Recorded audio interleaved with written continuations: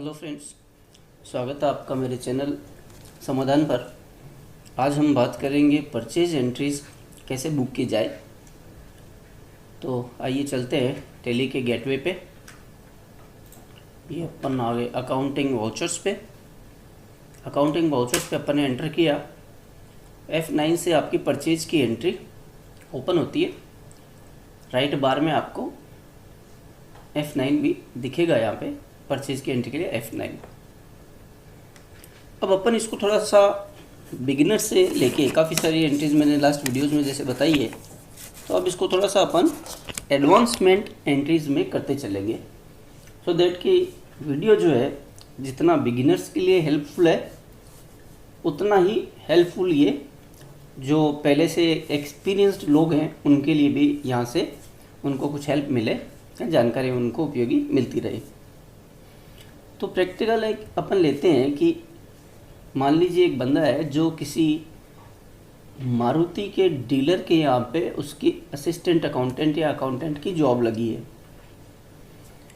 अब उसको यहाँ पे परचेज बुक करनी है, तो वो कैसे एंट्रीज करेगा ये अपन प्रैक्टिकल एक सिनारियो लेके चलते हैं। तो एक एक चीज़ बड़ा ध्यान से देखिएगा और वीडियो एंड तक पूरा देखिएगा, नहीं तो क्या है कोई चीज़ स्किप होगी तो आपको पता नहीं लग पाएगा कि प्रॉपर कैसे इसकी बुकिंग करनी है, क्या है आप। तो सब यहाँ पे आएगा। आप देखिए सप्लायर इनवॉइस नंबर, यहाँ पे सबसे पहले F2 से डेट चेंज करते हैं। सपोज 10 अप्रैल की आपकी परचेज है तो ये 10 अप्रैल। सप्लायर का इनवॉइस नंबर है मान लीजिए 1234, डेट उसकी 10 अप्रैल है। अब यहाँ पे आपने जिस भी कंपनी से आपका सपोज ABC कंपनी मान लेते हैं अपन, जो मारुति की डीलरशिप मान लीजिए प्रिंसिपल कंपनी है वो ABC कंपनी है। तो जिससे परचेज आ रही है उस कंपनी को अपन ने सेलेक्ट किया, यहाँ पे उनकी डिटेल्स आ गई। इसके बाद में अपन लेते हैं इसको, चूँकि परचेज है तो परचेज के लेजर में परचेज में अपन ने एंट्री किया, एंटर। अब यहाँ पे आप एक चीज़ देखिए कि मारुति का जो डीलर है उसके पास 3 तरह से काम होगा। पहला, उसके यहाँ पे व्हीकल्स की परचेज आएगी। दूसरा, एसेसरीज और पार्ट्स की परचेज आएगी। क्योंकि कोई भी डीलर आप प्रैक्टिकली देखेंगे तो उस शोरूम पे सेल भी होती है प्लस सर्विसिंग भी होती है, ऑयल, लुब्रिकेंट्स और पार्ट्स वगैरह की सेल भी अलग से आती है। तो यहाँ पे सेल और सर्विस दोनों एक साथ सप्लाई हो रही है। तो यहीं पे अपन को आइटम क्रिएट करना है। सपोज व्हीकल आया परचेज में। अब व्हीकल में साहब मान लीजिए अल्टो गाड़ी आई है, अल्टो 800।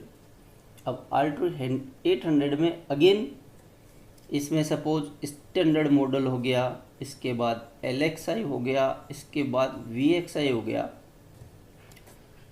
इसके बाद इसमें उस पर्टिकुलर मॉडल में CNG भी है या नहीं है। इस तरीके से आपको पर्टिकुलर स्टॉक की बुकिंग करनी पड़ेगी। तो अपन देखते हैं। अब सबसे पहले अपन Alt+C से यहाँ पे लेजर क्रिएट करेंगे। तो सपोज ये अपन ने कर दिया अल्टो 800 LXI मॉडल। यहाँ पे अपन क्या करेंगे, यहाँ पे अपन देंगे इसको, कर दीजिए इसको, यहाँ पे अपन इसको देते हैं, अपन इसको दे देते हैं Alt+C से करेंगे इसको और कस्टमाइज। इसको अपन दे देते हैं शोरूम, क्योंकि यहाँ पे एक तो शोरूम होगा, एक आपकी स्पेयर्स के लिए होगा वर्कशॉप, जहाँ पे व्हीकल्स की सर्विसिंग प्लस पार्ट्स की सेल आप बुक करते हैं। तो इसको अपन ने शोरूम पे दे दिया, इसको अंडर प्राइमरी दे दिया, एंटर एंटर। और यहाँ पे आपको सिलेक्ट करना है पीसेस। यहाँ पे आपको GST एप्लीकेबल करना है, तो यहाँ एप्लीकेबल करेंगे। इसके बाद जो सेट ऑल्टर GST डिटेल्स का आपका ऑप्शन है, इसको आपको करना है यस, एंटर कीजिए। अब ये डिस्क्रिप्शन आपसे ले रहा है, तो यहाँ आप डाल दीजिए ये व्हीकल है, व्हीकल, इसका HSN आप डाल दीजिए 1 2 3 4। मान लीजिए मैं एग्जाम्पल के लिए डाल रहा हूँ, एग्जैक्ट नहीं है। इसके बाद इसको नो कर दीजिए, नॉन जीएसटी गुड्स नहीं है।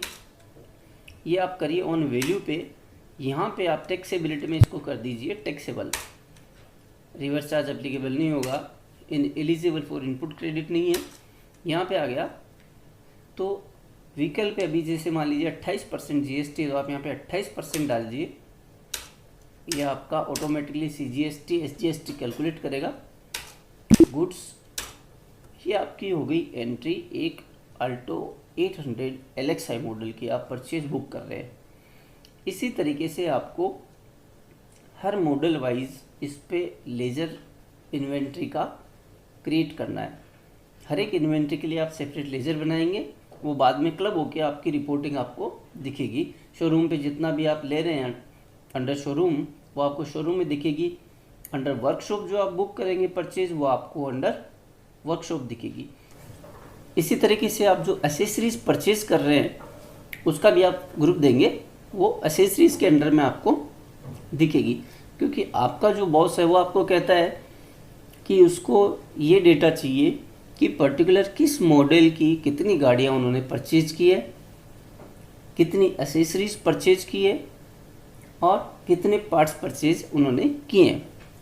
तो इसके लिए आपको इसी तरीके से ग्रुपिंग करनी पड़ेगी। आप यदि इस तरीके से अपनी परचेज और सेल की एंट्रीज बुक करते हैं तो आप मानिए आपके पास जो रिपोर्टिंग आएगी वो इतनी परफेक्ट आएगी, इतनी परफेक्ट होगी कि कुछ भी आपका बॉस आपसे पूछता है, आपके पास रेडीली चीज़ें हर समय तैयार रहेगी। आपको सिर्फ एक क्लिक पे आपकी सारी डिटेल्स ही आपको मिलेगी। अब ये सब हमने क्वांटिटी डाल दी यहाँ पे 1, एक से ज़्यादा यदि बुक इसमें करनी है तो आपको क्वांटिटी डाल दी थी, 1 डाली। सपोज इसकी आपके पास 2.5 लाख रुपये प्राइस हो गई, 2.5 लाख रुपये। इसके बाद एंटर कर दीजिए। अब यहाँ पे आपको देना है इनपुट सीजीएसटी, क्योंकि आपको इनपुट बुक करना है, टैक्स आपने पे किया है तो आपको उसका आईटीसी क्लेम करना है। Input CGST. अब इनपुट सीजीएसटी का लेजर मैंने क्रिएट किया हुआ है, मैं आपको बता देता हूँ। ये जब आप क्रिएट करें तो अब आप इनपुट सीजीएसटी डालिए। इसके बाद ये अंडर आ गया ड्यूटीज़ एंड टैक्सेस, टाइप हो गया जीएसटी का। इसको अपन ने दिया है सीजीएसटी है तो सेंट्रल टैक्स। यहाँ पे अपन इसका परसेंटेज नहीं डाल रहे हैं, ये आप ध्यान रखिएगा। अपन को यहाँ पे परसेंटेज यहाँ पे नहीं लेना है, यहाँ परसेंटेज नहीं डाला है। और इसके बाद में अपन ने इसको कर दिया। इसी तरीके से अपन इनपुट एसजीएसटी और इनपुट आईजीएसटी 3 लेजर ये ओपन करेंगे तो लेजर बनते हैं अपने 3 इनपुट के अपन बनाएंगे और 3 ही आउटपुट के बनाएंगे। इसमें बहुत सारे लोग आपको ये भी बताते हैं कि इसमें साहब आप 3 लेजर ही खोल लीजिए बजाय 6 के। आप इनपुट आउटपुट अलग अलग ना खोलें, सिर्फ एक ही खोल लें। सीजीएसटी का एक खोल लें, एसजीएसटी का एक खोल लें, आईजीएसटी का एक खोल लें। अभी आपका चॉइस है। वैसे जो मेरा अनुभव है और जो मैं आपसे शेयर करना चाह रहा हूँ वो ये कि आप 6 लेजर खोलिए, 3 इनपुट के और 3 आउटपुट के। अब आप देखेंगे कि यहाँ पे जो टैक्स है ये आइटम पे अपन ने टैक्स की रेट यहाँ पे फिक्स करी है कि किस आइटम पे कितना % टैक्स है। तो उसी हिसाब से ये अपने आप इसका आईटीसी उठा लेता है। यदि आप आइटम पे नहीं करेंगे तो आपको यहाँ पे अलग से परचेज में डालनी पड़ेगी। लेकिन होता क्या है कि आपके पास 18% का आइटम भी आ रहा है, 28% का भी आ रहा है, मल्टीपल टैक्स रेट के आपके पास आइटम आ रहे हैं। तो आपके लिए बड़ा मुश्किल होगा यदि आप आइटम वाइज यहाँ पे टैक्स का रेट नहीं देंगे। तो ये बेस्ट मेथड है कि आप आइटम वाइज टैक्स वहाँ पे डिटरमाइन कर दीजिए, फिक्स कर दीजिए। जो भी जितने % का आइटम आपके पास आ रहा है उस आइटम को क्रिएट करते समय आप वहाँ पे टैक्स का % डाल दीजिए। इसके बाद आप डाल दीजिए इनपुट एसजीएसटी। ये बिल डिटेल्स आपको डाल दीजिए, नहीं तो इसको नो कर दिए। और यहाँ पे उसका आ गया बिल नंबर 1234। ये होगी सब आपकी परचेज की एंट्री सेव।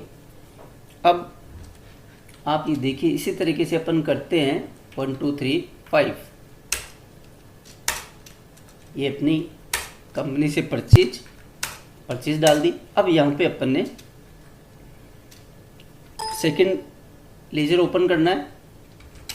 अल्टो 8। अब यहाँ पे जो अपन ने पहले अल्टो 800 LXi किया, अभी अपन को करना है मान लीजिए अल्टो 800 VXi।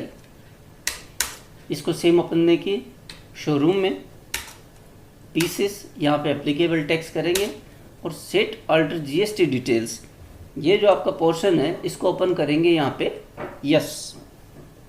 ये अपन ने यस कर दिया।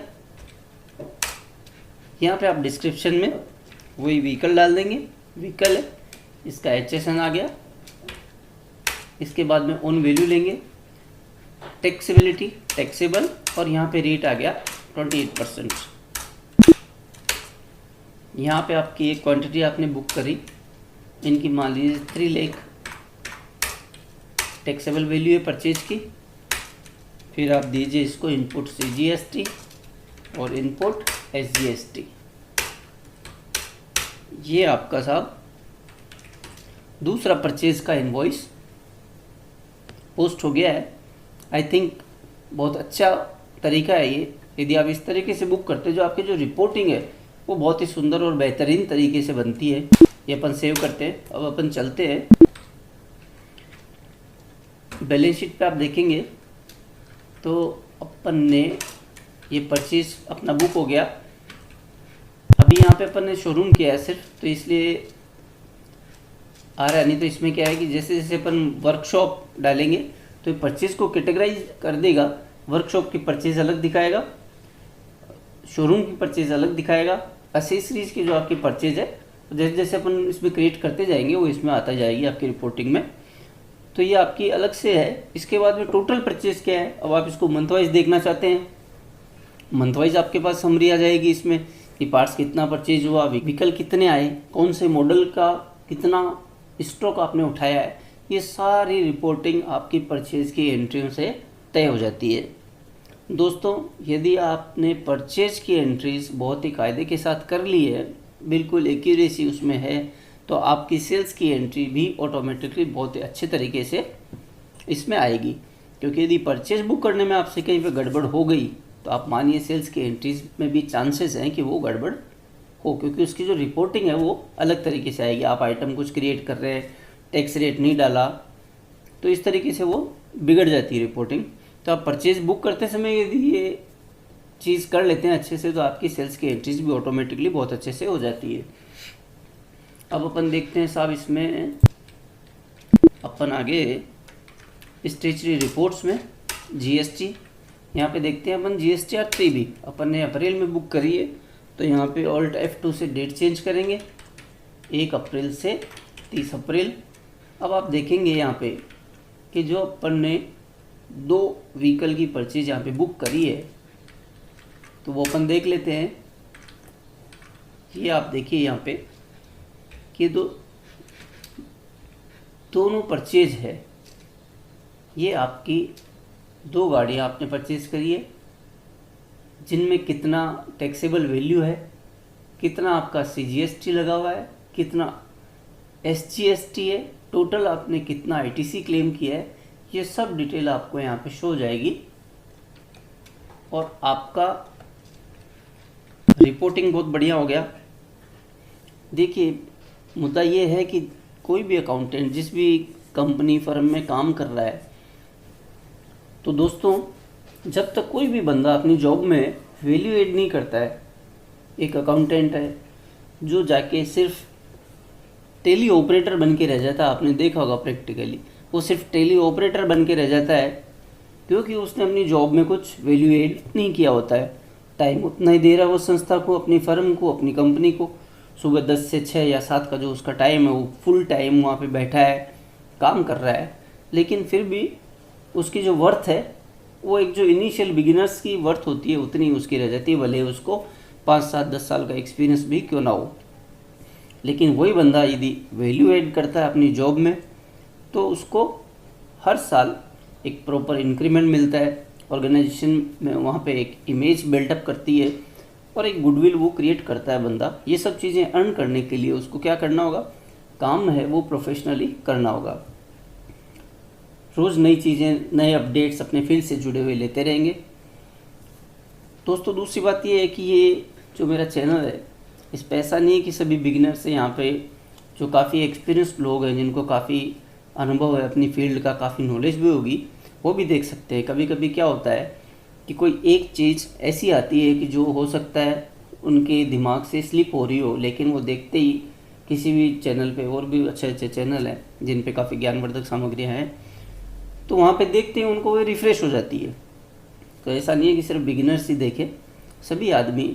और ज्ञान तो देखिए दोस्तों, जहाँ से भी मिले वहाँ से बढ़िया है। तो देखते रहिए, सीखते रहिए।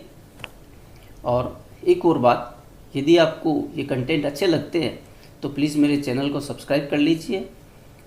आने वाले सभी वीडियोस की नोटिफिकेशन आप तक पहुंचती रहे तो बेल आइकन प्रेस कर दीजिए और लाइक और शेयर कर दीजिए। Thank you friends.